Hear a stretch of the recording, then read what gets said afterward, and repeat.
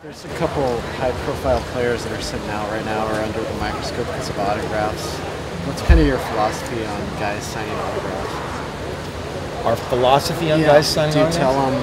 tell them go ahead or don't do it, or how do you? Well, we educate them. That's the biggest thing, and obviously I think there's some parasitic people in nature out there that are trying to trap some of these guys or entrap some of these guys, and just educate them on that. We teach our guys to personalize everything, which is hard because you've got a guy like Marcus or some of these other guys with however many hundreds or whatever maybe in a day that he might do, and to personalize every one of those is very difficult. But we just try to educate them, and they know the rules. Everybody in college football knows the rules, I think, to a certain extent, and it's unfortunate that kind of stuff takes place for sure.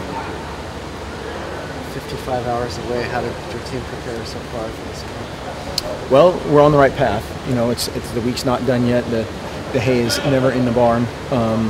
But I liked our mindset this week, and just have to keep headed toward game time. Does their nose tackle present challenges just eating up? Does anybody else have any questions today? No. Yeah, you're the spokesperson. Well, he's a stud. His size. He's a stud. He's not just big. There's some guys that are just big, and you can do certain things to him. He's playing a lot more snaps. Much more complete player. There were a bunch of times in the past couple of years that he's been been really good for a stretch and then gotten tired and then been really good, and a little bit more inconsistent. But he's playing really well. And they've always been extremely talented. 5 of their front 7 are seniors that we've seen those guys a ton. Extremely talented group of guys, and a really good secondary too.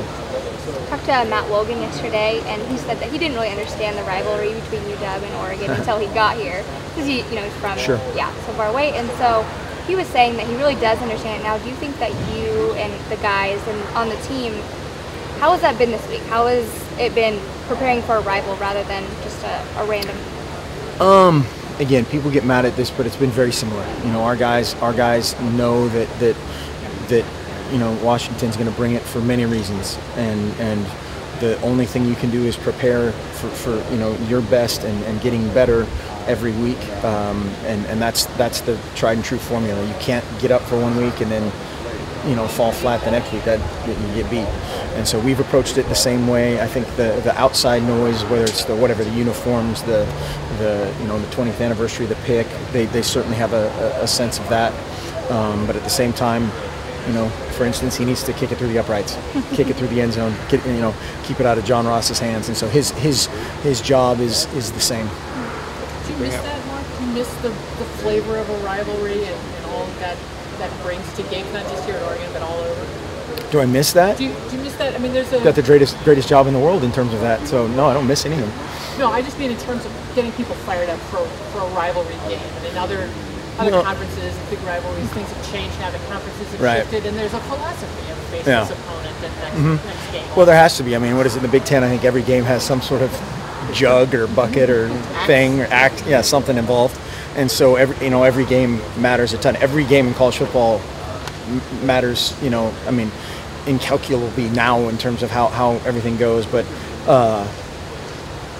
our job is to prepare them to play better, to play great, and that never changes. But game day is still game day, and the noise is still heard for sure. You brought up John Ross. You guys brought him here a couple of years ago for a visit during the UW game, I believe.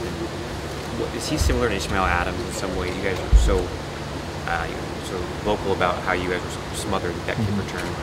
He's a quick guy. Absolutely. He's the same mold, same thing.